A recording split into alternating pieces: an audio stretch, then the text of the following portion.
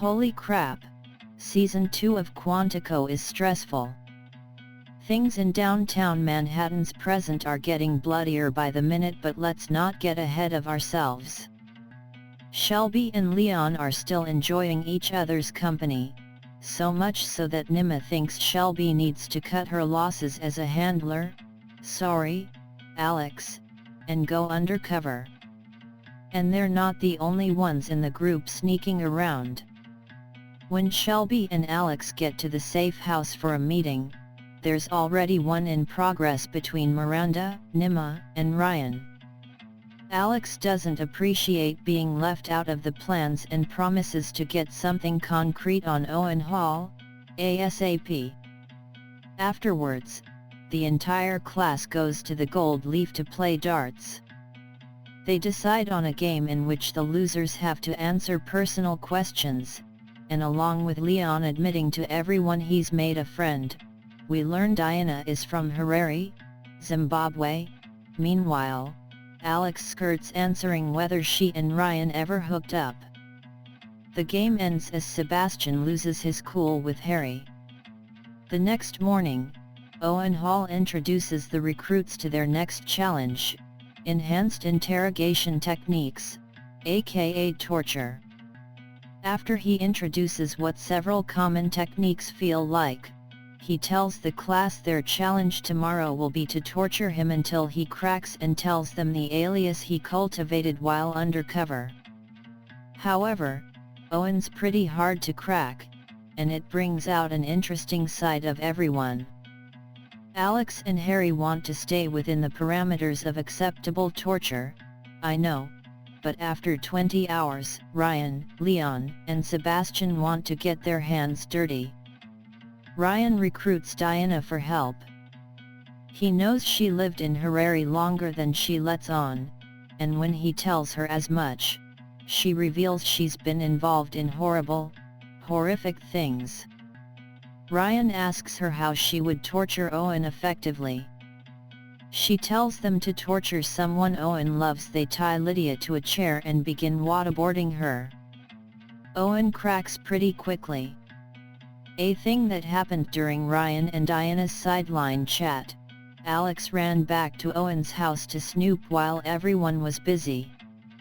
She finds a trapdoor and a secret nook housing a laptop and 6 phones.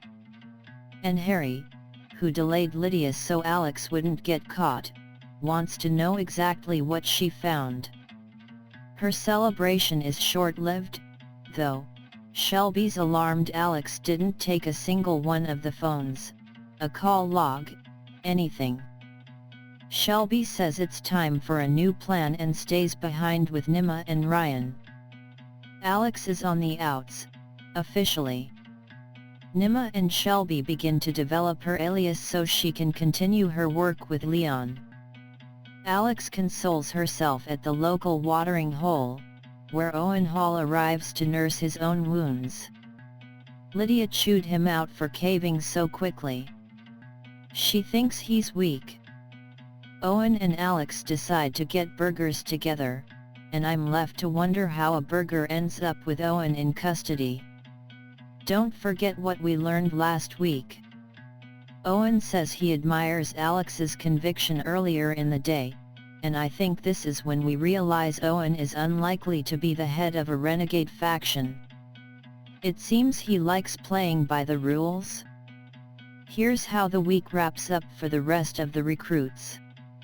Leon heads to meet up with Shelby, who asked him to come to her apartment. Diana's in the kitchen, punishing herself by pouring boiling water over her hand. Ryan wakes up in the woods with an empty syringe next to him and a ringing cell phone. "You've been selected," the voice on the other end says.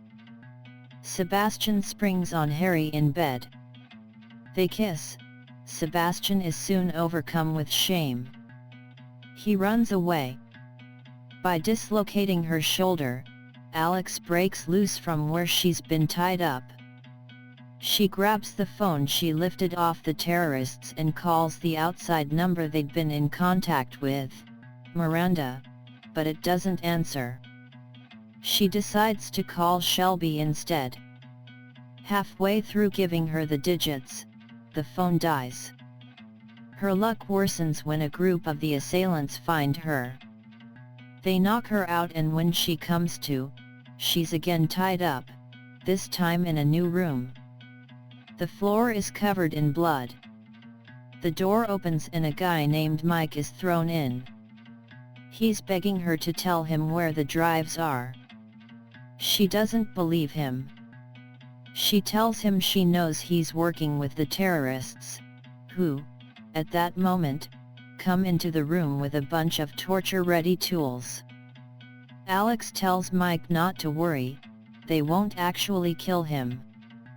They shoot him in the head, and I literally gasped. It's also right then I realize Alex's hair is a mess, that she's sweaty and covered in blood. This is a far departure from the hairspray and perfect ringlets that ruled season 1, and it's awesomely effective, especially when paired with a much grittier storyline. The terrorists, of course, aren't finished with Alex. They bring in Diana for another round of torture. Alex and Diana promise each other not to give in. Be strong, they say, as the group begins stabbing Diana. Eventually, Alex screams out. She tells them Lydia has the drives, and if the terrorists turn off their cell signal jammer for even a minute, they'd be able to track her. I think we're all on the same page here, but Alex definitely did not actually crack. FBI headquarters is aflutter as Shelby tells people about her phone call from Alex. When Miranda hears they're tracking the numbers and doing something cross-reference Y or something to figure out who it is, Miranda needs an exit strategy. Who does he call? Her doting boyfriend. She distracts him with a kiss in her office while she slides her phone into his briefcase. Back in the lobby, the phone rings, and Miranda lets him take the fall. In the background, the news broadcast reveals President Todd has given all the powers of his office to Vice President Claire Haas. Back in the crisis zone, Sebastian, Harry, and Leon barge through the door. Together with Alex and Diana, they decide to find their way to the bunker downstairs for medical supplies.